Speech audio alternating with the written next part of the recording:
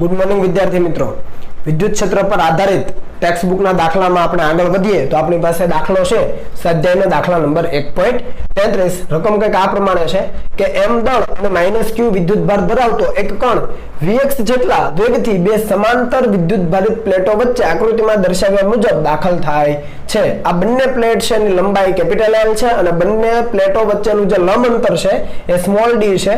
આ બંને પ્લેટો વચ્ચે વિદ્યુત ક્ષેત્ર અચળ જાળવી રાખવામાં આવે છે। તો દર્શાવો કે પ્લેટના દૂરના છેડે કણનું શિરોલંબ વિચલન QEL²/2mvx² છે અને ગુરુત્વાકર્ષણ બળ અવગણો એટલે આપણે વજન બળને ધ્યાનમાં લેવાનું નથી। શું પરિસ્થિતિ છે તો અહીંયા તમે જુઓ આકૃતિમાં બે પ્લેટ છે બરાબર। એક પ્લેટ પર ધન વીજભાર છે, બીજી પ્લેટ પર ઋણ વીજભાર છે। તો આ ધન પ્લેટ અને ઋણ પ્લેટના કારણે વિદ્યુત ક્ષેત્ર અહીંયા પ્રસ્થાપિત થશે અથવા ઉત્પન્ન થશે કઈ દિશામાં તો આપણને ખબર છે કે ધનમાંથી વિદ્યુત ક્ષેત્ર રેખા નીકળે ઋણમાં દાખલ થાય તો વિદ્યુત ક્ષેત્ર છે એ નીચેની દિશામાં હશે બરાબર છે।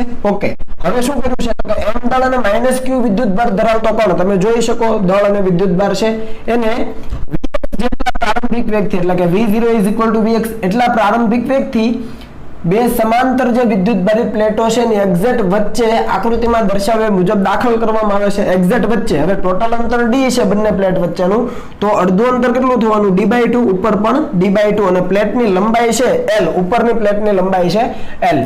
આ વિદ્યુત ક્ષેત્ર છે એ અચળ છે તો જ્યારે આ કણ છે ગતિ કરતો કરતો બહાર નીકળે ત્યારે શું કીધું છે તો કે પ્લેટના દૂરના છેડે એટલે જમણી તરફનો છેડો ત્યાં કણનું શિરોલંબ વિચલન આટલું છે એવું સાબિત કરવાનું છે। મિત્રો તમે જુઓ કે કણ ઋણ વિદ્યુત ભારિત છે અને વિદ્યુત ક્ષેત્ર નીચે તરફની દિશામાં તો કણ જ્યારે આગળ વધશે ત્યારે એના ઉપર બળ કઈ દિશામાં લાગવાનું તો આપણને ખ્યાલ છે કે બળ ઉપરની દિશામાં લાગવાનું।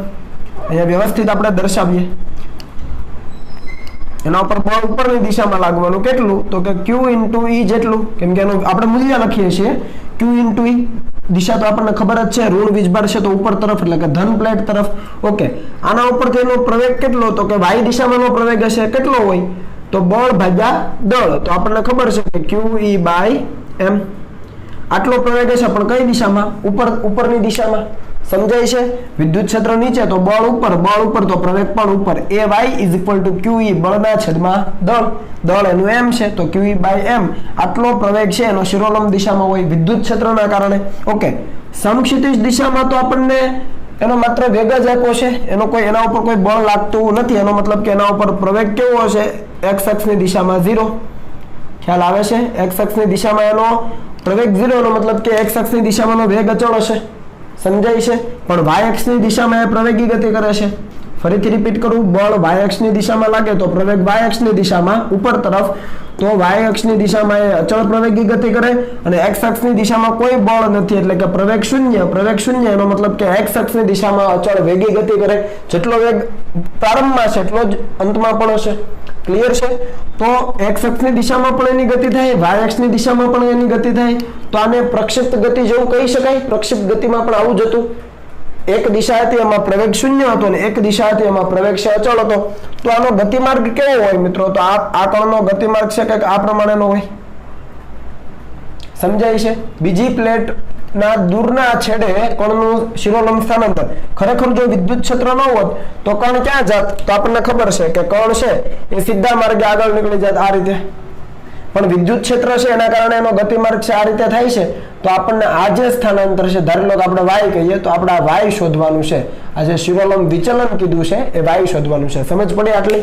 ઓકે, ચાલો તો તમે સમજી શકો કે જ્યારે ગતિ કરતો છે ત્યારે એનો સમક્ષિતિજ પણ કંઈક વેગ હશે અને શિરોલંબ પણ કંઈક વેગ હશે। તો આપણે સૌથી પહેલા અહીંયા વિદ્યુત ભારનો શિરોલંબ પ્રવેગ શોધી લઈએ। આ જે વિદ્યુત ભાર છે એનો તો ay QE/m લખાય y અક્ષની દિશામાં x અક્ષમાં તો શૂન્ય છે। ચાલો હવે એની બે દિશામાંની ગતિ છે એક x અક્ષ અને બીજી y અક્ષ તો આપણે અચળ પ્રવેગી ગતિના સમીકરણો લગાવીએ શિરોલંબ ગતિ માટે લગાવીએ y v0yt + ½ ayt²। આ v0y અહીંયા x અક્ષની દિશામાં પ્રારંભિક વેગ છે y અક્ષની દિશામાંનો પ્રારંભિક વેગ શૂન્ય અત્યારે છે જ નહીં તો પહેલી ટર્મ 0 તો y = a/1/2 ayt²। આ ay ની કિંમત આપણે અહીંયા મેળવી છે બરાબર છે। t ની કિંમત આપણી પાસે નથી તો એ કિંમત મેળવવા આપણે સમક્ષિતિજ ગતિ લઈએ। સમક્ષિતિજ ગતિમાં શું થાય તો ફરીથી x = v0xt + ½ axt² હવે અહીંયા ax કેવો છે શૂન્ય, એનો મતલબ કે આ બીજી ટર્મ કેવી થઈ ગઈ, શૂન્ય થઈ ગઈ. ઓકે, v0x પ્રારંભિક વેગ કેટલો છે, vx, તો vx મૂકી દીધું અને t as it is, તો t ને કરતા બનાવો તો x ના છેદમાં vx, એ t ની કિંમત અહીંયા t² માં મુકાય અને ay ની કિંમત અહીંયાથી મૂકો, તો ay પણ મૂક્યો, t અહીંયાથી મૂકો સ્ક્વેર કરીને, તો તમને y ઇઝ ઇક્વલ ટુ આ હાફ તો એઝ ઇટ ઇઝ છે, ay એટલે qe બાય m એ પણ છે અને t² એટલે કે x² બાય vx² મળી જાય. ઓકે, તો આ આપણું સૂત્ર બની ગયું છે. પણ આપણને પૂછ્યું છે કે પ્લેટના દૂરના છેડે, હવે પ્લેટના દૂરના છેડે જ્યારે કણ નીકળે ત્યારે કુલ અંતર એને કેટલું આપ્યું હોય, કેપિટલ L. કઈ દિશામાંનું છે, તો કે x દિશામાંનું, એટલે કે x is equal two L થાય. ફરીથી પ્લેટના દૂરના છેડે કણનું વિચલન પૂછો, આ વિચલન મળી ગયું. આજે આપણે y કીધું એ y આ છે બરાબર, પણ દૂરના છેડે કીધું તો અહીંયાથી અહીંયા સુધીનું અંતર કેટલું, x દિશામાંનું L, તો x ની જગ્યાએ શું લખવું પડે, L. તો જુઓ કે પ્લેટના દૂરના છેડા માટે x is equal two L થાય અને તમને x દેખાય છે કે L મૂકી દો. જુઓ QE x ની જગ્યાએ L, તો L નો સ્ક્વેર 2m vx². ઓકે, તો અહીંયા જે સાબિત કરવાનું તો જવાબ આપણો આવી જાય છે, જોઈ લો. ક્લિયર છે? ઓકે, તો અહીંયા આપણો આન્સર આવી જાય છે, અહીંયા દાખલો પૂરો.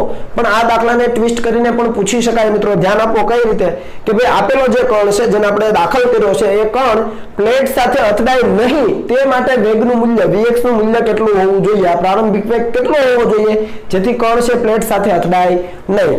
તો આ સૂત્રને તમારે યાદ રાખવાનું છે બરાબર. આની અંદરથી વેગ જોઈએ છે તો વેગને કરતા બનાવો તો વેગ પેલી તરફ, તો y નીચે તરફ જશે બરાબર, અને y નીચે તરફ જાય તો તમે સ્ક્વેર છે તો સ્ક્વેર રૂટ લાગશે. તો જુઓ v ને કરતા બનાવો vx ને, તો qex² અંડર રૂટ લાગી જાય અને 2m અને y છેદમાં આવે 2my.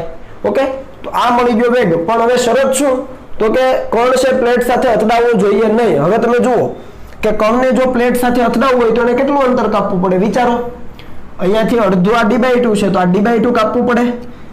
L જેટલું અંતર કાપે એ પહેલા એને કેટલું અંતર કાપવું પડે, d/2 અંતર જો એ કાપી નાખે ઉપર તરફનું તો એ પ્લેટ સાથે અથડાઈ જાય. ફરીથી જો આ કણ આ L અંતર કાપે એટલે કે પ્લેટના બીજા છેડે પહોંચે એ પહેલા આ અંતર એટલે કે d/2 અંતર જો કાપી નાખે તો એ પ્લેટ સાથે ઉપરની પ્લેટ સાથે અથડાઈ જાય કોઈ જગ્યાએ. પણ આપણને પૂછ્યું છે કે કણ પ્લેટ સાથે અથડાવવો જોઈએ નહીં, એનો મતલબ કે L અંતર કાપે ત્યાં સુધીમાં વધુમાં વધુ એને કેટલું અંતર કાપેલું હોવું જોઈએ, તો કે d/2 અહીંયા સુધી આવી જાય તો એ અહીંયાથી બહાર નીકળી જશે અથડાયા વગર. એટલે L અંતર કાપે ત્યાં સુધીમાં વધુમાં વધુ કેટલું કપાવવું જોઈએ, d/2. તો જુઓ x અક્ષની દિશામાં x is equal two L જેટલું અંતર કાપે ત્યાં સુધીમાં y અક્ષની દિશામાં અથવા y દિશામાં કેટલું અંતર કપાવવું જોઈએ, તો કે વધુમાં વધુ d/2, y is equal two d/2 અંતર કપાવવું જોઈએ. તો અને તો જે કણ અથડાય નહીં, નહીંતર અથડાઈ જાય. તો vx છે અને કિંમત મૂકી દો, x ઇઝ ઇક્વલ ટુ કેટલા, તો x is equal two L મૂકી દો એટલે L નો સ્ક્વેર 2m, y કેટલો, તો કે d/2, તો 2m અને y ની જગ્યાએ d/2. તો આટલો વેગ છે એનો હોવો જોઈએ, આ મિનિમમ વેગ છે. કેવો વેગ છે, આ મિનિમમ વેગ છે. આના કરતા વધારે હશે તો એ બહાર નીકળી જ જશે અથડાયા વગર, પણ આ મિનિમમ વેગ છે. આટલો વેગ હશે, આટલો અથવા આના કરતા વધારે તો પણ એ અથડાયા વગર બહાર નીકળી જશે. ક્લિયર થયું? ઓકે, તો આ તમને યાદ રહેવું જોઈએ. આ એક સૂત્રના આધારે તમે સાબિત કરી શકો. ચાલો બીજો સવાલ બની શકે આવો કે આપેલ કણ પ્લેટ સાથે ક્યાં અથડાય, ટૂંકમાં અહીંયાથી પ્રક્ષેપ કર્યો છે તો આ છેડાથી કયા અંતરે અથડાશે, ટૂંકમાં આ પ્લેટ સાથે અથડાય તો આ અંતર કેટલું, ખ્યાલ આવે છે? તો અંતર શોધવા માટે તમે x ને કરતા બનાવો, x ને કરતા બનાવો તો જોઈ લો ટર્મ આવી જાય છે. જોઈ લો x ને કરતા બનાવો 2m vx²y, 2m vx²y અને આ q છેદમાં જાય અને પછી સ્ક્વેર છે તો સ્ક્વેર રૂટ લાગે સામે, મળી ગયું બરાબર. આપણને કીધું છે કે પ્લેટ આપેલ કણ પ્લેટ સાથે ક્યાં અથડાઈ જવાનું છે, એનો મતલબ કે આ y કેટલું થઈ જવું જોઈએ, આ L x is equal two L થાય એ પહેલા y is equal two d/2 થઈ જવું જોઈએ. આ અંતર કાપી રહે પહેલા d/2 અંતર કાપી લેવો જોઈએ, ટૂંકમાં y કેટલો થવો જોઈએ, d/2 થઈ જવો જોઈએ. તો y ની જગ્યાએ d/2 મૂકી દો તો અહીંયા d/2 મૂકશો 2 કેન્સલ થાય, બાકીનું એઝ ઇટ ઇઝ. જો x is equal two 2 cancel m vx²d upon qe, તો આટલું અંતર એ કાપશે કણ, બરાબર છે.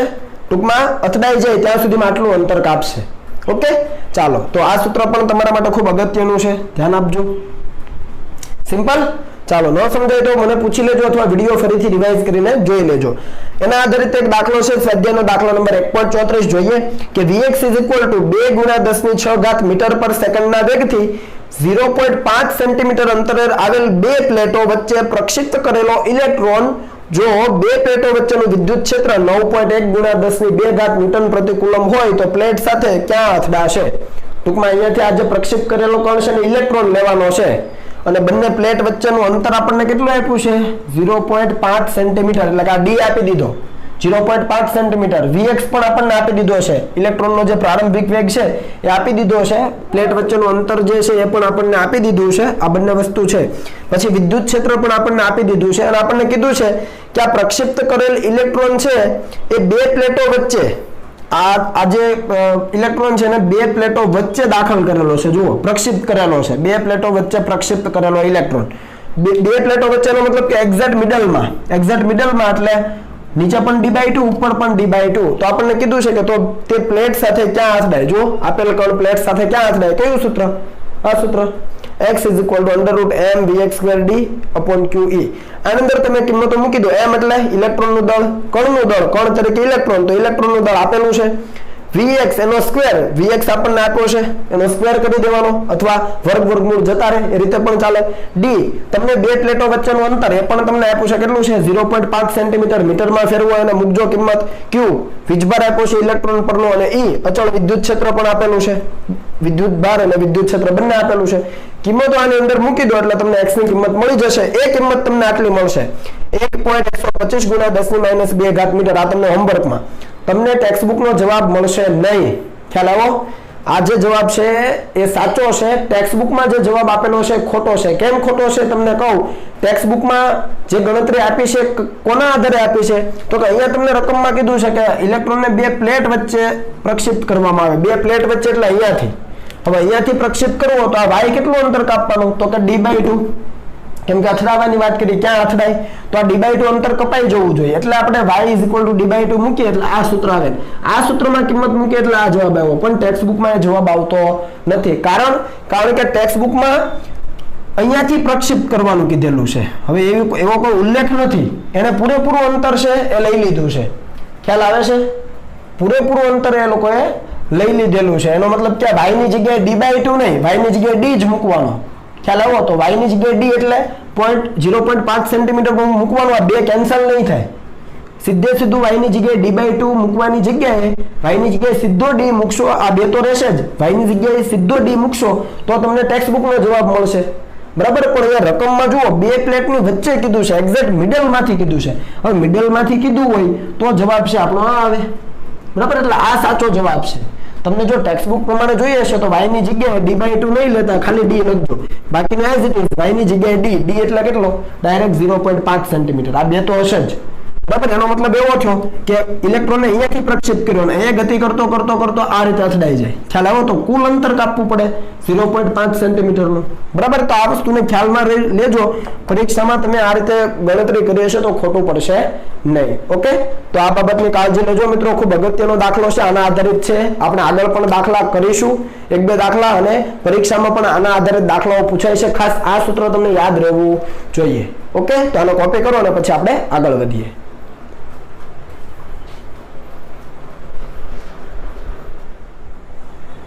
ચાલો મિત્રો આગળ વધીએ. સ્વાધ્યાયના દાખલા નંબર 1.14. આપણને આકૃતિ આપી છે અને કીધું છે કે આકૃતિમાં સમાન વિદ્યુત ક્ષેત્રમાં 3 વિદ્યુત ભારોના ગતિપથ દર્શાવેલા છે. 1, 2 અને 3. 3 વિદ્યુત ભારો છે, ગતિપથ આપણને આપેલા છે. આ ત્રણેય વિદ્યુત ભારના ચિહ્નો આપો એટલે કે એના પર ધન કે ઋણ વીજભાર છે એ જણાવવાનું છે અને જણાવો કે કયા કોણ માટે વિદ્યુત ભાર અને દળનો ગુણોત્તર મહત્તમ હશે. 1 by 1 જોઈએ. તમે જોઈ શકો અહીંયા બે પ્લેટ છે, ધન વિદ્યુત ભારિત અને ઋણ વિદ્યુત ભારિત. વિદ્યુત ક્ષેત્ર કઈ દિશામાં હોય તો તમે તરત કહેશો કે વિદ્યુત ક્ષેત્ર છે નીચે તરફની દિશામાં હોય, સદિશ E, ધનથી ઋણ તરફ. ઓકે? હવે તમે ત્રણેય કણનો ગતિપથ છે એને જરા ધ્યાન આપો તો તમને ખ્યાલ આવે કે ધન પ્લેટ છે એના તરફ 1 અને 2 વિચલન પામે છે એટલે એ તરફ આકર્ષાય છે. એનો મતલબ કે આ બંને કેવા હોવા જોઈએ? કેવો વિદ્યુત ભાર હોવો જોઈએ તો કે ઋણ વિદ્યુત ભાર. એના પર ઋણ હશે તો જ ધન તરફ આકર્ષાય. એટલે લખ્યું છે કે કણ 1 અને 2 ધન પ્લેટ તરફ આકર્ષાય છે. એનો મતલબ કે ઋણ વિદ્યુત ભારિત હશે.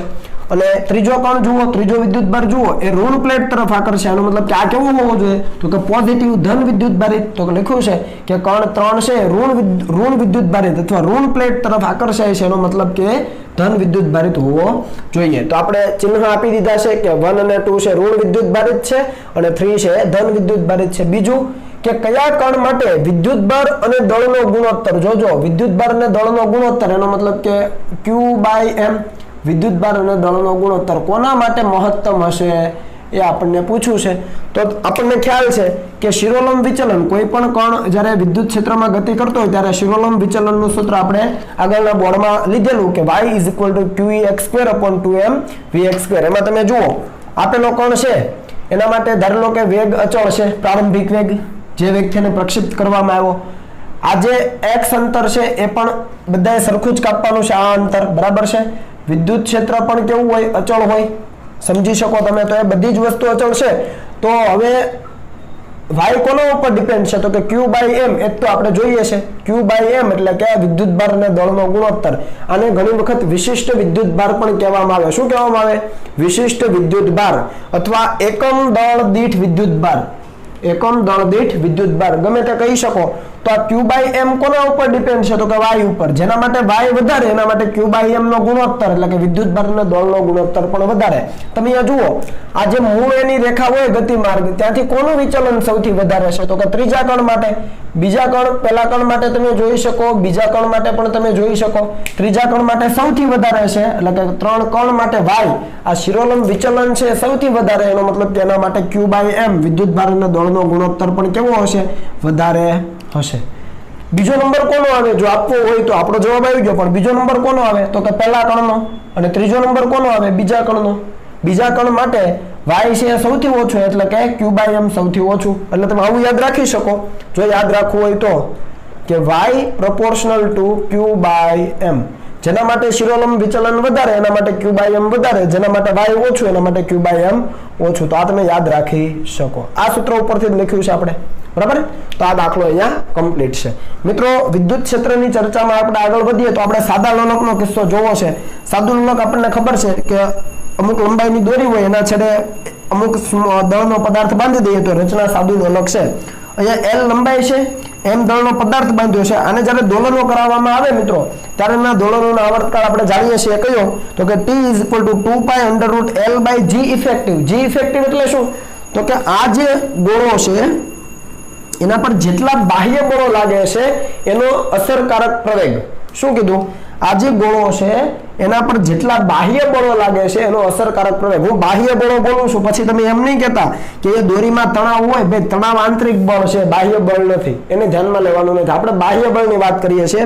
તો તમે જુઓ આ કિસ્સામાં બાહ્ય બળ કયું છે તો કે ગુરુત્વ બળ. તો અહીંયા આપણે નીચે તરફ લખીએ, હું માત્ર પ્રવેગ લખીશ તો નીચે તરફ mg, બરાબર. અને mg બળના છેદમાં દળ કરો, ન્યૂટન ગતિનો બીજો નિયમ F = ma મુજબ પ્રવેગ શું મળે તો કે બળના છેદમાં દળ. mg નીચે તરફ તો mg/m તો ખાલી g.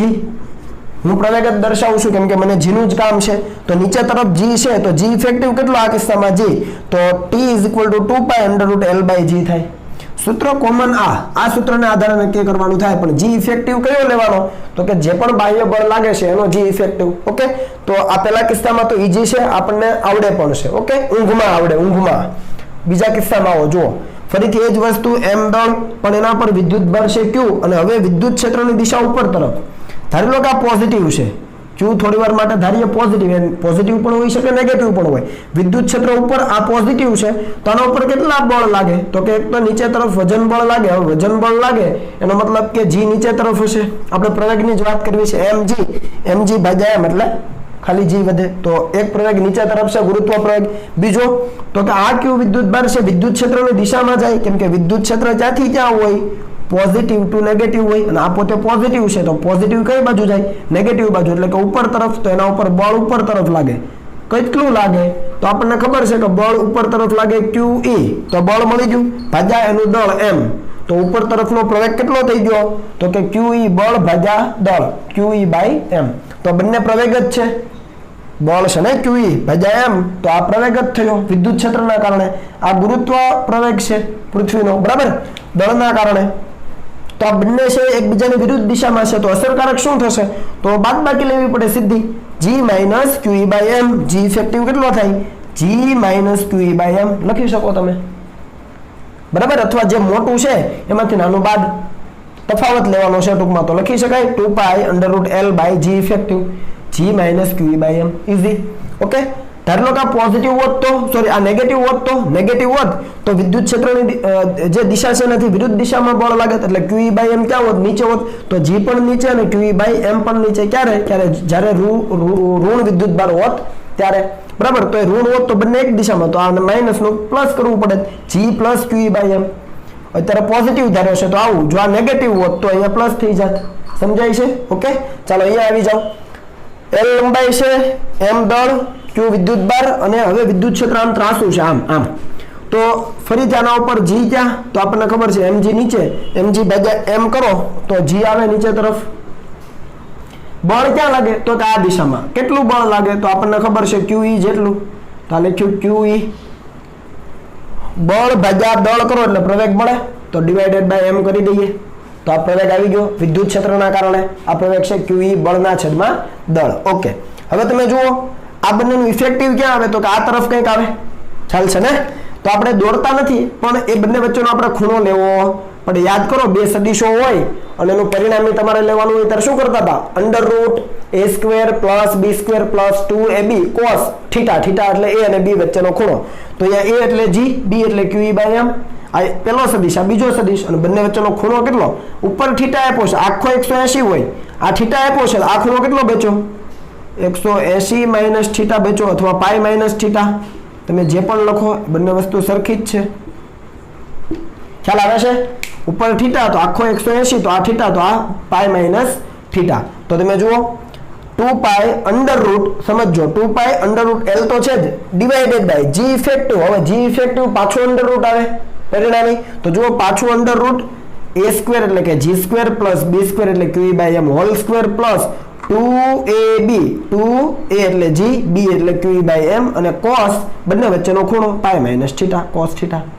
અંડર ને અંદર √ છે, કેમ કે g ઇફેક્ટિવ માં √ આવે છે. ભૂલ ન થાય, એક √ લઈને ચાલવા ના માંડતા, બરાબર. અને ઋણ વિદ્યુત ભાર હોય તો તમે તમારી રીતે કરી શકો. બળ આ તરફ લાગે, અને આ θ તો આ પણ θ. સમજાય ને? હવે તમે ગણી લેજો. આ θ છે તો અહીંયા બળ આ તરફ લાગે. જો ઋણ હોય તો બળ ઉપર ને બદલે નીચે લાગે, આ તરફ વિરુદ્ધ દિશામાં, બરાબર છે. તો આ રીતે તમે કરી શકો. ક્લિયર થાય છે? તો આ વાત હતી વિદ્યુત ક્ષેત્રની અને એના આધારિત જે દાખલાઓ હતા એની અને એના કન્સેપ્ટની. અહીંયા વાત પૂરી થઈ. આગળ વધીએ મિત્રો, તો સમાન વિદ્યુત ક્ષેત્ર પર આપણે ચર્ચા કરવી છે. મીન્સ કે સમાન વિદ્યુત ક્ષેત્ર છે અને એની અંદર જ્યારે આપણે વિદ્યુત ભારને મૂકીએ છીએ ત્યારે શું થાય છે એની આપણે ચર્ચા કરવી છે. ધ્યાન આપજો. અહીંયા આપણે દરેક વસ્તુને 1 by 1 સમજવા પ્રયત્ન કરીએ. કે ધારી લો કે આપણી પાસે કોઈ વિદ્યુત ભાર છે, હું અહીંયા લખું છું +q વિદ્યુત ભાર, ધન વિદ્યુત ભાર છે, અને એનો પ્રારંભિક વેગ આપણે ધારી લઈએ v0 = 0. બરાબર છે? એટલે જસ્ટ એને અહીંયાથી છોડ્યો છે, કોઈ વેગ આપેલો નથી, બરાબર. જસ્ટ સ્થિર સ્થિતિમાંથી છોડ્યો. હવે છોડીએ તો કઈ દિશામાં ગતિ કરે? તો આપણને ખબર છે કે વિદ્યુત ક્ષેત્રની દિશામાં, કારણ કે વિદ્યુત ક્ષેત્ર ધનથી ઋણ હોય છે, ભૂલાઈ જાય નહીં એટલે સંજ્ઞા લખું છું. તો ધન વિદ્યુત ભાર ક્યાં જાય? વિદ્યુત ક્ષેત્રની દિશામાં. તો કેટલો પ્રવેગ હોય? તો આપણને ખબર છે પ્રવેગ હોય QE બળ ભાગ્યા એનું દળ. ધારી લો કે m હોય વિદ્યુત ભારનું, તો QE/m. સમજાય છે? આપણે અહીંયા ઓલરેડી તારવેલું છે QE/m. આ વિદ્યુત ભારનું દળ m હોય, વિદ્યુત ભાર q હોય, તો વિદ્યુત ક્ષેત્રની દિશામાં બળ લાગે અને એના કારણે પ્રવેગ પણ વિદ્યુત ક્ષેત્રની દિશામાં હોય QE/m. હવે જેમ જેમ આગળ જતો જશે એમ શું થતું જશે? તો કે એના ઉપર લાગતું બળ છે વધતું જશે અને પ્રવેગ પણ વધતો જશે. ટૂંકમાં પ્રવેગી ગતિ કરશે. પ્રવેગ વધતો નહીં જાય, સોરી, વેગ વધતો જશે. સ્થિર સ્થિતિમાંથી છોડ્યો છે અને જેમ જેમ એ વિદ્યુત ક્ષેત્રની દિશામાં જશે એના વેગમાં વધારો થશે. એનો પ્રવેગ અચળ. જુઓ, q પણ અચળ, m પણ અચળ, અને સમાન વિદ્યુત ક્ષેત્ર છે. સમાન વિદ્યુત ક્ષેત્ર એટલે વિદ્યુત ક્ષેત્ર રેખાઓ એકબીજાને સમાંતર અને એકબીજાથી સમાન અંતરે, બરાબર. એટલે દરેક રાશિ અચળ તો પ્રવેગ અચળ થઈ ગયો, એટલે અચળ પ્રવેગી ગતિ કરે. ઓકે, એવી જ રીતે ઋણ વિદ્યુત ભાર છે, સ્થિર સ્થિતિમાંથી છોડ્યો છે. જુઓ આવી રીતે, એનો પણ પ્રારંભિક વેગ 0. તો એના ઉપર બળ ક્યાં લાગે? તો કે વિદ્યુત ક્ષેત્ર જે દિશામાં છે એનાથી વિરુદ્ધ દિશામાં, એટલે કે આ દિશામાં. એનો પ્રવેગ છે, એનું મૂલ્ય કેટલું? તો કે a = QE/m. જો દરેક વસ્તુ અચળ છે તો પ્રવેગ અચળ થઈ ગયો, પણ જેમ જેમ એ વિદ્યુત ક્ષેત્રની વિરુદ્ધમાં જતો જશે એમ વેગમાં વધારો થતો જશે. આના માટે પણ વધારો થાય, આના માટે પણ વધારો થાય, બરાબર છે. પ્રવેગના મૂલ્યો અચળ હોય પણ એ સુરેખ માર્ગે ગતિ કરતા હશે. જુઓ પછી એમ નહીં થાય અહીંયાથી જતો જતો આમ આવી જાય, એવું નહીં. એ સુરેખ માર્ગે જ ગતિ કરતો હશે. આ પણ સુરેખ માર્ગે જાય, આ પણ સુરેખ માર્ગે જાય. સિમ્પલ. બીજું લઈએ ચાલો, કે આ પ્લસ ક્યુ વિદ્યુત ભાર છે એને વિદ્યુત ક્ષેત્રની દિશામાં આપણે ફેંકીએ છીએ અને આપણે એનો પ્રારંભિક વેગ છે 0 નથી લેતા. ટૂંકમાં હવે એનો પ્રારંભિક વેગ કંઈક છે ફેંકવામાં આવે છે વિદ્યુત ક્ષેત્રની દિશામાં. તો ધન વિદ્યુત ભાર છે તો એ તો વિદ્યુત ક્ષેત્રની દિશામાં જ જવાનો, પણ હજુ વધારે વેગથી જશે, બરાબર. ફરીથી પ્રવેગ કેટલો, તો તમે તરત કહેશો કે QE/m. હવે એનો વેગ 0 નથી, અમુક વેગથી એને છોડવામાં આવેલો છે, છતાં પણ એનાથી પણ વધારે વેગથી ગતિ કરતો જશે. અને એવી જ રીતે ઋણ વિદ્યુત ભાર લઈએ -q, એનો વેગ પણ પ્રારંભિક શૂન્ય નથી, તો એ વિદ્યુત ક્ષેત્રની વિરુદ્ધ દિશામાં કેટલા પ્રવેગથી જશે, તો આપણે કહી શકીએ QE/m જેટલા પ્રવેગથી જશે. પણ અહીંયા જેટલો વેગ હશે એના કરતાં પણ હજુ વધારે વેગથી ગતિ કરતો જશે. ફરીથી એ સુરેખ માર્ગે જ ગતિ કરશે. અહીંયા પણ સુરેખ માર્ગે, અહીંયા પણ સુરેખ માર્ગે. સમજાય છે? ઓકે. ત્રીજો કિસ્સો લઈએ, ખાસ સમજજો કે હવે જે આ Q વિદ્યુત ભાર છે પ્લસ Q, એને આપણે ફેંકીએ છીએ V0 is not equal to 0, એટલે કે અમુક એનો પ્રારંભિક વેગ છે, બરાબર. નોટ ઇક્વલ ટુ છો, સમજજો. અમુક એનો પ્રારંભિક વેગ છે પણ હવે વિદ્યુત ક્ષેત્રની વિરુદ્ધ દિશામાં. જુઓ ફેંકો છે ત્યાં વેગ ક્યાં છે, વિદ્યુત ક્ષેત્રની વિરુદ્ધ દિશામાં ફેંકો છે, પણ એનો પ્રવેગ ક્યાં હોય, તો કે બળ તો આ તરફ જ લાગે. આ ધન છે તો વિદ્યુત ક્ષેત્રની દિશામાં બળ લાગે, તો એના ઉપર જે બળ લાગે જમણી તરફ હોય એટલે એનો પ્રવેગ તો જમણી તરફ જ હોવાનો, QE/m. સમજાય છે? એટલે થશે શું કે તમે ફેંકો છે ને વિદ્યુત ક્ષેત્રની વિરુદ્ધ દિશામાં, તો બળ તો વિરુદ્ધ દિશામાં લાગે છે, એટલે અમુક અંતર સુધી આ બાજુ આવશે, ડાબી બાજુ, એટલે વિદ્યુત ક્ષેત્રની વિરુદ્ધમાં જશે, પણ ધીમે ધીમે વેગ ઘટતો જશે, શૂન્ય થઈ જશે અને પાછો એ વિદ્યુત ક્ષેત્રની દિશામાં ગતિ કરશે. ક્લિયર? ઓકે. તો એનો પ્રવેગ QE/m અચળ છે, એટલે આ રીતે એની ગતિ થશે કે વિદ્યુત ક્ષેત્રની વિરુદ્ધમાં પહેલા આવશે, કેમ કે વિદ્યુત ક્ષેત્રની વિરુદ્ધમાં ફેંકો, વેગ ઘટતો જાય, અમુક અંતર કાપીને શૂન્ય થાય અને પછી પાછો એ વિદ્યુત ક્ષેત્રની દિશામાં ગતિ કરે, પણ સુરેખ માર્ગે. એવી જ રીતે ઋણ વિદ્યુત ભાર માટે વાત કરો કે અહીંયા કોઈ ઋણ વિદ્યુત ભાર છે -q અને એને ફેંકવામાં આવ્યો છે વિદ્યુત ક્ષેત્રની દિશામાં. હવે આ બાજુ વેગ, એનો વેગ પણ શૂન્ય નથી, V0 is not equal to 0, બરાબર છે બંને માટે. તો બળ ક્યાં લાગવાનું, તો તમને ખબર છે કે એના માટે બળ છે વિદ્યુત ક્ષેત્રની વિરુદ્ધમાં લાગવાનું. વિદ્યુત ક્ષેત્ર આમ છે તો બળ આ તરફ લાગે, એટલે કે પ્રવેગ આ બાજુ હશે, A is equal to QE/m. તો વેગ તમે આ બાજુ આપ્યો છે અને બળ આ બાજુ લાગે છે, એનો મતલબ કે આગળ જશે, અમુક અંતર કાપીને શૂન્ય, એનો વેગ શૂન્ય થશે અને પાછો છે વિદ્યુત ક્ષેત્રની વિરુદ્ધમાં ગતિ કરીને પાછો ગતિ કરવા માંડશે.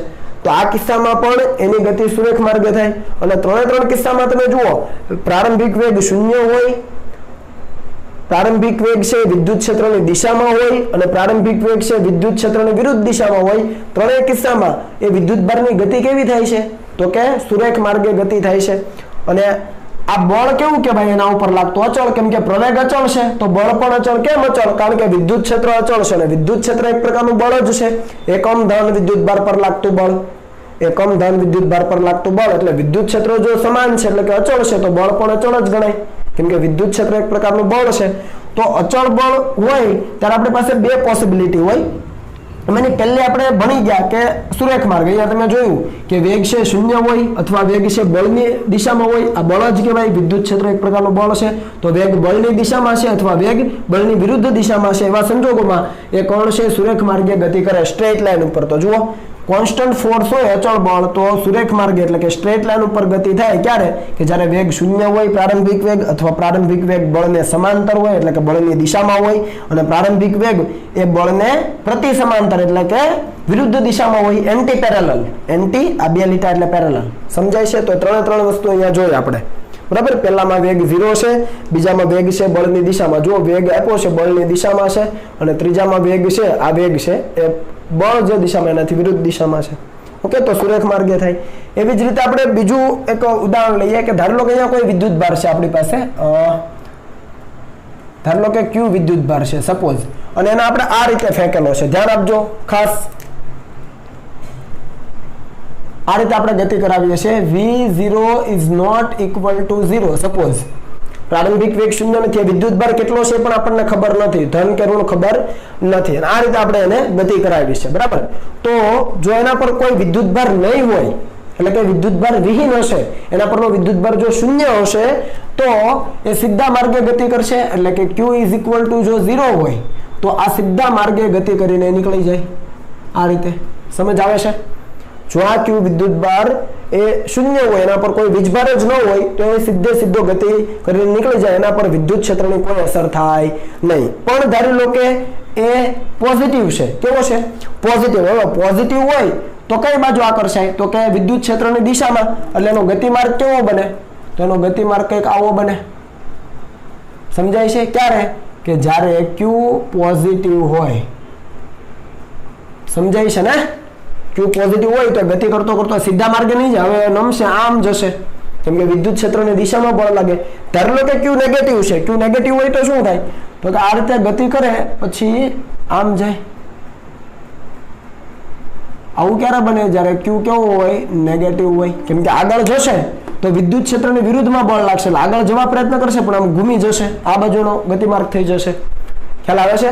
તો આ રીતે છે એ તમે આઈડેન્ટિફિકેશન કરી શકો કે ભાઈ ધન હોય તો આ બાજુ બેન્ડ થાય, ઋણ હોય તો આ બાજુ બેન્ડ થાય, વિદ્યુતભાર વિહીન હોય તો સીધા માર્ગે જાય. ત્યારે આવો ગતિમાર્ગ નહીં બને. હું બીજી પેન લઉં. ત્યારે ગતિમાર્ગ આવો નહીં બને, એવું નહીં સમજતા. આવો ગતિમાર્ગ નહીં બને. જુઓ કેમ નહીં બને? આ શક્ય નથી. કેમ શક્ય નથી? કારણ આપું. જુઓ કે અહીંયાથી એ આગળ જાય છે, એનો મતલબ કે ધન વિદ્યુતભારિત હશે તો જ આગળ જતો હોય. એટલો ભાગ જુઓ, આટલો ભાગ એ ધન વિદ્યુતભારિત હોય તો જ આગળ જતો હોય. પછી એ પોતાની ગતિની દિશા ઉલટાવે અને પાછો વિદ્યુત ક્ષેત્રની વિરુદ્ધમાં ગતિ કરવા માંડે. અહીંયા છે ધન વીજભાર છે, વિદ્યુત ક્ષેત્રની વિરુદ્ધમાં આવે એનો મતલબ શું? ઋણ વીજભાર કહેવાય. ઋણ વિદ્યુતભાર હોય તો જ વિદ્યુત ક્ષેત્રની વિરુદ્ધમાં ગતિ થાય. તો અહીંયા આ એટલા વિસ્તારમાં ધન વીજભાર હોય અને પછી ઋણ વીજભાર ધારણ કરી લે, એવું શક્ય બને નહીં. સમજ પડી ને? આટલા વિસ્તારમાં ધન વિદ્યુતભારિત છે એટલે વિદ્યુત ક્ષેત્રની દિશામાં. હવે પાછો એ ગતિમાર્ગ ઉલટાવે અને પાછો વિદ્યુત ક્ષેત્રની વિરુદ્ધમાં જાય, એનો મતલબ કે ઋણ વિદ્યુતભારિત થઈ ગયો. તો થોડી વાર ધન થોડી વાર ઋણ, એવું શક્ય હોય ને? એટલે આવું શક્ય નથી. આ ઉપરના શક્ય છે પણ આ નીચેનો આવો ગતિમાર્ગ શક્ય નથી. ઓકે, તો આ પ્રમાણે આપણે જોવું પડે. તો આ જે ગતિમાર્ગ દેખાય છે પોઝિટિવ કે નેગેટિવ માટે, એ છે પરવલય માર્ગ. કેવો માર્ગ છે? પરવલય. પણ તમે જુઓ ખૂણો કેટલો છે? વિદ્યુત ક્ષેત્ર સાથેનો ખૂણો કેટલો છે? વેગની દિશા જુઓ અને વિદ્યુત ક્ષેત્ર સાથેનો ખૂણો જુઓ કેટલો છે? તો કે આ 0 પણ નથી, 180 પણ નથી. 90 હોઈ શકે પણ 0 પણ નથી, 180 પણ નથી. એનો મતલબ કે એનો ગતિમાર્ગ પરવલય ક્યારે હોય? તો કે જ્યારે વેગ અને બળ વચ્ચેનો ખૂણો 0 કે 180 સિવાયનો હોય ત્યારે ખૂણો 90 હોઈ શકે. કેમ કે તમે આવી રીતે ધન વિદ્યુતભાર છે ને આ રીતે પ્રક્ષેપ કર્યો તો એ આમ થઈને આમ જવાનો જ છે, આગળ જતા આમ જ થવાનો છે એનો ગતિમાર્ગ. આમ જતા આમ ફરી જ જશે, બરાબર. તો ફરીથી અચળ બળ જ છે. અહીંયા વિદ્યુત ક્ષેત્ર એક પ્રકારનું બળ જ છે, તમને કીધું. તો એની અંદર માર્ગ પેરાબોલા એટલે કે પરવલય ક્યારે હોય? કોઈ પણ કણનો ગતિમાર્ગ પરવલય ક્યારે હોય? ત્યારે કે જ્યારે આ જે વેગનો સદિશ છે એ અને જે બળનો સદિશ છે એ બંને વચ્ચેનો ખૂણો 0 કે 180 સિવાયનો હોય. આ બંને વસ્તુને ખાસ યાદ રાખજો મિત્રો. આવું તમે આગળ પણ ભણી ગયા છો કે જ્યારે અચળ બળનો કિસ્સો હોય ત્યારે પદાર્થની બે જ ગતિ શક્ય બને. ક્યાં તો એ સુરેખ માર્ગે ગતિ કરતો હોય અથવા એ પરવલય માર્ગે ગતિ કરતો હોય. સુરેખ માર્ગે ક્યારે? કે જ્યારે એનો પ્રારંભિક વેગ છે શૂન્ય હોય અથવા પ્રારંભિક વેગનો સદિશ એ બળના સદિશની દિશામાં હોય અથવા પ્રારંભિક વેગનો સદિશ એ બળના સદિશની વિરુદ્ધ દિશામાં હોય તો એ સુરેખ માર્ગે ગતિ કરે. પણ જો એ પ્રારંભિક વેગનો સદિશ અને બળ એ બંને વચ્ચેનો ખૂણો 0 કે 180 ડિગ્રી સિવાયનો હોય તો એ પેરાબોલા એટલે કે પરવલય માર્ગે ગતિ કરે. તો આ કન્સેપ્ટને યાદ રાખજો. આના આધારિત તમને MCQ પરીક્ષાની અંદર પૂછવામાં આવે છે મિત્રો, બરાબર. આટલી કોપી કરી લો અને પછી આ કન્સેપ્ટ પર આધારિત આપણે દાખલો ગણીને આગળ વધીએ.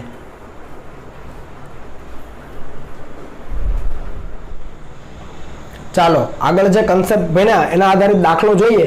તો અહીંયા આપણને આપેલું છે બળ is equal to 2I caret plus 4J caret plus 3K caret newton. આટલા બળની અસર હેઠળ ગતિ કરતા કણનો પ્રારંભિક વેગ આપણને આપેલો છે. તો કણનો ગતિ માર્ગ કેવો હશે? અહીંયા તમને ઓપ્શન આપેલા હોય કે સુરેખ માર્ગ હશે, પરવલય હશે, અતિવલય હશે અથવા વર્તુળાકાર હશે. કોઈ પણ ઓપ્શન તમને આપેલા હોય અને સાચો જવાબ પસંદ કરવાનો હોય તો આપણને ગતિમાર્ગ જોઈએ છે. જુઓ બળ પણ આપેલું છે અને વેગ પણ આપેલો છે. આગળ આપણે આ જ વસ્તુ જોઈ. અહીંયા તમે બળ જુઓ 2I કેરેટ, 2 અચળ છે, સમય પર આધારિત નથી. આ પણ અચળ છે, yx ની દિશામાંનું અને zx ની દિશામાંનું બળ પણ અચળ છે. તો આ બળ અચળ થઈ ગયું એટલે કે અચળ બળ હેઠળ બે જ પરિસ્થિતિ બને, કે તો સુરેખ માર્ગ અથવા પરવલય, જે આપણે આગળ જોયું. બરાબર છે. કેમ બળ અચળ? સમજ પડી ને, ઘટકો અચળ છે, સમય ઉપર કે સ્થાન ઉપર આધારિત નથી. જુઓ 2 4 3 અચળ છે. ઓકે, અને વેગ આપણને આપેલો છે, તો આપણે શું કરવું પડે? તો કે આપણે ખૂણો શોધવો પડે એ વેગ અને બળ વચ્ચેનો. તો આપણે જાણીએ છીએ કે cos θ, યાદ છે ને, બે સદિશોનો અદિશ ગુણાકાર, ડોટ ગુણાકાર, f ડોટ v કરો તો f નું મૂલ્ય, v નું મૂલ્ય અને cos θ, θ એટલે f અને v વચ્ચેનો ખૂણો. તો એના ઉપરથી cos θ ને કરતા બનાવો તો f ડોટ, આ અદિશ ગુણાકાર છે ભાઈ, ડોટ ગુણાકાર, ધ્યાન રાખજો, f ડોટ v છેદમાં f અને v. અહીંયા આપણે શું કરવું પડે? તો કે v0, અહીંયા પણ v0, આ છે મૂલ્ય, નીચે મૂલ્ય કરવા પડે. બરાબર, આ તમે જાણો છો. a ડોટ b તમે લેતા તો શું લેતા હતા? યાદ કરો, a b cos θ, એમાંથી cos θ ને કરતા બનાવો તો a ડોટ b ના છેદમાં a નું મૂલ્ય, b નું મૂલ્ય, એ જ વસ્તુ છે. આની અંદર તમે કિંમત મૂકો, ડોટ ગુણાકાર કરો, મૂલ્ય મૂકો, ઘટકોના વર્ગોના સરવાળાનું વર્ગમૂળ અને cos θ શોધો. cos θ મળે એ ±1 મળશે નહીં. તમે આ કિસ્સામાં આ બંને જ્યારે મૂકશો ત્યારે તમને ±1 મળશે નહીં, અને ±1 નથી એનો મતલબ કે θ 0 પણ નથી, 0 હોય તો +1 થાય, અને θ 180 હોય તો -1 થાય, પણ ±1 નથી, એટલા માટે θ 0 પણ નથી અને 180 પણ નથી. અને θ 0 કે 180 ન હોય એવા સંજોગોમાં કણનો ગતિમાર્ગ કેવો હોય? પરવલયાકાર હોય. બરાબર છે, કણ છે પરવલય માર્ગે ગતિ કરશે. જો તમને θ cos θ છે એ ±1 મળે કાં તો +1 મળે તો θ 0 હોય અને -1 મળે તો 180, તો એવા સંજોગોમાં કણ સુરેખ માર્ગે ગતિ કરે. પણ અહીંયા 0 પણ નથી, 180 પણ નથી. બરાબર, કારણ કે cos θ ±1 મળતો નથી. તમે વેરીફાઈ કરી લેજો. એટલે કણ અહીંયા આ કિસ્સામાં પરવલય માર્ગે ગતિ કરશે. ક્લિયર? એવો જ એક બીજો દાખલો જોઈએ મિત્રો, આગળ વધીએ. જુઓ, આકૃતિ આપી છે અને કીધું છે કે આપેલા બ્લોકને ઢાળના તળિયે પહોંચવા લાગતો સમય શોધો અથવા કેટલો હશે. તો અહીંયા તમે જુઓ, એક બ્લોક છે, સમાન વિદ્યુત ક્ષેત્રમાં મૂકેલો છે, જેનું દળ m છે, એના પર વીજભાર q છે, અને અહીંયા આપણને એ જે ઢાળ છે એની ઊંચાઈ તમને આપી છે h, આ ઊંચાઈ શિરોલંબ. બરાબર, તો અહીંયા ઉપરના છેડેથી તળિયે સુધી આવે ત્યાં સુધી લાગતો સમય શોધવાનું કીધું છે. તો આટલું અંતર એને કાપવું પડે. આ જે ઢાળની સપાટી છે, ઢોળાવવાળી સપાટી, એટલું અંતર કાપવું પડે આ બ્લોકે. તો અંતર કેટલું થાય? તો અંતર આપણને આપ્યું નથી, પણ એની સામે આપણને h આપી દીધો, ખૂણો આપી દીધો. તો સામેની બાજુ છે, કર્ણ શોધવો છે, તો તમે sin θ સામેની બાજુ h છેદમાં કર્ણ લગાવો, અને કર્ણ ધારી લો કે આ અંતર d કાપવાનું છે. કેટલું? આ અંતર ધારી લો કે d છે. તો આ જે d અંતર કાપવાનું છે તમે શોધી શકો. તો શું થશે? તો કર્ણને કરતા બનાવો તો h/sin θ થાય. તો જુઓ કે આપેલા બ્લોકને ઢાળના તળિયે પહોંચવા માટે ઢાળની જે લંબાઈ છે d, એટલું અંતર કાપવું પડે. ને કેટલું છે? તો કે h/sin θ, sin θ લગાવો, સામેની બાજુના છેદમાં કર્ણ, તો આ અંતર તમને મળી જાય. ઓકે, હવે તમે જુઓ, આટલું અંતર કાપવાનું છે. હવે એ જે દિશામાં ગતિ કરે છે એ દિશામાં આપણે બળના ઘટકો લેવા પડે, અથવા એ દિશામાંનું બળ વિચારવું પડે. બરાબર છે, તો અહીંયા તમે જુઓ કે કયા બળો લાગે. તો એક તો એના ઉપર બળ લાગે વજન બળ mg. બરાબર છે ને, mg નો તમે ઘટકો પાડો, એક cos ઘટક પડે અને આ તરફનો ઘટક પડે mg sin θ. આ હવે તમને આવડે છે, હું તમારા ઉપર છોડું છું. બરાબર છે, ઢાળનો નીચે તરફનો બળનો, ઢાળને સમાંતર નીચે તરફનો ઘટક mg sin θ, લંબ ઘટક mg cos θ. તમે આ કરી ગયા છો. અને બીજું એક બળ લાગે વિદ્યુત ક્ષેત્રના કારણે. કઈ દિશામાંનું? તો કે આ દિશામાંનું બળ લાગે QE. બરાબર છે, QE બળ લાગે. હું આના ખાલી માત્ર ને માત્ર મૂલ્ય લખું છું, દિશા આપણને ખબર છે. Q વિદ્યુત ભાર અને E વિદ્યુત ક્ષેત્રનું મૂલ્ય. તો QE જેટલું બળ આ બાજુ લાગે. તો એના પણ બે ઘટકો પાડો તો આ જે ઢાળની સપાટી છે એને સમાંતર ઘટક તમને મળશે. આ ઘટક તમને મળશે QE cos θ. હું તમારા ઉપર છોડું છું. આ θ છે, તો અહીંયા જ્યારે તમે લેશો આવી રીતે લંબ, ત્યારે આ θ થશે. તો આ mg cos θ અને લંબ mg sin θ. હવે એ જ રીતે તમે QE માટે પણ વિચારી લેજો, એ તમારા ઉપર છોડું છું. તો તમે જુઓ, ઢાળની સપાટી છે ને સમાંતર બે બળ થયા, mg sin θ અને QE cos θ. અને બ્લોક નીચે આવે છે તો આ બળ વધારે છે, આ બળ ઓછું છે, તો પરિણામી બળ mg sin θ QE cos θ. તો આપણને ઢાળને સમાંતર બળ મળી જાય mg sin θ નીચે તરફનું માઇનસ qe cos θ ઉપર તરફનું. અને આપણને પ્રવેગ જોઈએ છે મિત્રો, કેમ કે નીચે તરફ જેમ આવશે એનો વેગ વધતો હશે તો પ્રવેગ શું થાય તો કે કુલ બળના છેદમાં દળ, એટલે કે ઢાળને સમાંતર જે બળ છે એ બળ છે mg sin θ minus qe cos θ, એને ડિવાઇડેડ બાય દળ કરી દો એટલે પ્રવેગ મળી જાય. સિમ્પલ છે આ લોજિક, બરાબર. આપણે દરેક કિસ્સામાં કરીએ છીએ. ચાલો અહીંયા આપણને એક તમને એમ થાય કે ઘર્ષણ કેમ નથી લીધું, પણ ઘર્ષણનો કોઈ ઉલ્લેખ નથી તો અહીંયા આપણે લખી દઈએ કે ઘર્ષણ અવગણો, કેમ કે અહીંયા કીધું નથી તો આપણે લખી દઈએ ઘર્ષણને ધ્યાનમાં લેવાની જરૂર નથી, અને કદાચ ધ્યાનમાં લો તો તમારી પાસે ઘર્ષણાંકનું મૂલ્ય પણ નથી, બરાબર. એટલે ઘર્ષણ આપણે અવગણીએ છીએ તો માત્ર બે જ બળ છે, એક વજન બળના કારણે અને એક વિદ્યુત બળના કારણે, એટલે કે આ વિદ્યુત ક્ષેત્રના કારણે જે બળ લાગે એનું. તો આપણને પ્રવેગ મળી ગયો, તો આ પ્રવેગમાં તમે કિંમતો મૂકીને પ્રવેગ મેળવી શકો. હવે જુઓ, અચળ પ્રવેગી ગતિનું સમીકરણ લગાવી શકાય, કારણ કે પ્રવેગ અચળ થઈ જાય. થીટા અચળ છે, જી અચળ, દળ અચળ, વિદ્યુત ભાર અચળ, બધું અચળ છે, બરાબર છે. તો પ્રવેગ અચળ, તો અચળ પ્રવેગી ગતિનું સમીકરણ લગાવો. d = v0 t ½ at². d કેટલો h/sin θ. v0 જો તમને ખાલી જસ્ટ છોડવાનું કીધું હોય તો 0 થાય, અને જો પ્રારંભિક વેગ આપ્યો હોય તો v0 ની કિંમત મૂકવાની, તો તમારી પાસે t પણ વધે, બરાબર. t આપણે શોધવાનો છે હાફ, એ અહીંયાથી મળી જાય, અચળ છે, અને t². તો આની અંદર ચલ પદ કયું બચ્યું જે શોધવાનું છે? t, બરાબર છે. તો તમે t ને ઈઝીલી શોધી શકો. અને જો પ્રારંભિક વેગ 0 હોય તો તમને ડાયરેક્ટ મળી જાય √2d/a. t ને કરતા બનાવો તો √2d/a મળી જાય, સિમ્પલ. અને v0 આપ્યો હોય તો બે ઘાત વાળું સમીકરણ બને અને બે તમને t ના ઉકેલ મળે, એમાંથી જે સાચો ઉકેલ હોય એ રાખવાનો, સિમ્પલ. ઓકે, તો આ રીતે તમે વિચારી શકો. આમાં મિત્રો કાર્યની વાત કરીએ. હવે આ જે વિદ્યુત ક્ષેત્ર છે આપણી પાસે જે હતું, કોઈ પણ વિદ્યુત ક્ષેત્ર છે એમાં તમે વિદ્યુત ભારિત કણને મૂકો તો શું થાય? બળ લાગે. બળ લાગે તો એ કેવી ગતિ કરે? પ્રવેગી ગતિ કરે. અથવા બીજા શબ્દોમાં આપણે વિચારીએ કે ભાઈ વિદ્યુત ક્ષેત્રમાં કોઈ વિદ્યુત ભારને મૂક્યો તો બળ લાગે, બળના કારણે એનું સ્થાનાંતર થાય, અને બળના કારણે જ્યારે સ્થાનાંતર થાય તો બળ ગુણ્યા સ્થાનાંતર કાર્ય મળે. તો આપણે સીધું લખી શકીએ કે w = F.d. આ ડોટ ગુણાકાર છે, સમજજો, બરાબર છે. આ કાર્ય, આ બળ કોના કારણે લાગે છે તો કે વિદ્યુત ક્ષેત્રના કારણે. તો FD cos θ લખાઈ જાય. થીટા F અને D વચ્ચેનો ખૂણો બળ, અને સ્થાનાંતર સદિશ છે એમની વચ્ચેનો ખૂણો D છે, સ્થાનાંતર સદિશ છે. ચાલો, તો આ F ને આપણે લખી શકીએ q × E, આ D as it is cos θ. તો આ તમને કાર્ય મળી જાય. કયો કન્સેપ્ટ? વિદ્યુત ક્ષેત્રમાં કોઈ વિદ્યુત ભારને મૂકીએ તો બળ લાગે, બળના કારણે એનું સ્થાનાંતર થાય, તો બળ અને સ્થાનાંતર ભેગા થાય તો કાર્ય મળે. તો એના આધારે આપણે લઈશું FD cos θ, અને F એટલે વિદ્યુત બળ, QE D as it is, cos θ as it is. તો આ કાર્ય આપણે શોધી શકીએ, બરાબર, દરેક વસ્તુ હોય તો. અને એને આપણે કાર્ય ઉર્જા પ્રમેય સાથે પણ સરખાવી શકીએ. યાદ કરો કે કોઈ પણ પદાર્થ પર થયેલું કાર્ય છે અથવા બાહ્ય બળ વડે થયેલું જે કાર્ય છે એ એની ગતિ ઉર્જાના ફેરફાર જેટલું હોય, એટલે કે w = Δk. Δk એટલે પદાર્થની ગતિ ઉર્જાનો ફેરફાર. તો તમે પદાર્થનો ગતિ ઉર્જાનો ફેરફાર પણ ગણી શકો. તમને જો પ્રારંભિક વેગ આપ્યો હોય તો તમે અંતિમ વેગ પણ ગણી શકો, અંતિમ ગતિ ઉર્જા પણ ગણી શકો, ઘણું બધું કરી શકાય. તમે જાણો છો આ વસ્તુ, બરાબર. તો આ સૂત્રને પણ આપણે લાગુ પાડી શકીએ. w ની કિંમત અહીંયા મૂકી દો અને તમે ગતિ ઉર્જાનો ફેરફાર અથવા અંતિમ વેગ અથવા અંતિમ ગતિ ઉર્જા પણ શોધી શકો. તો આ રીતે આપણે વિદ્યુત ક્ષેત્રની અંદર પણ કાર્યને ધ્યાનમાં લઈ શકીએ મિત્રો, બરાબર. તો આજે ઘણું બધું આપણે ભણ્યા, અને બે દાખલા તમને હોમવર્કમાં આપું છું. સ્વાધ્યાયનો દાખલા નંબર 1.7 અને 1.32 બંને થિયોરેટિકલ છે. વિદ્યુત ક્ષેત્રની જે આપણે સમજૂતી મેળવેલી છે અથવા વિદ્યુત ક્ષેત્ર રેખાની જે સમજૂતી મેળવેલી છે એના પર આધારિત છે મિત્રો, બરાબર.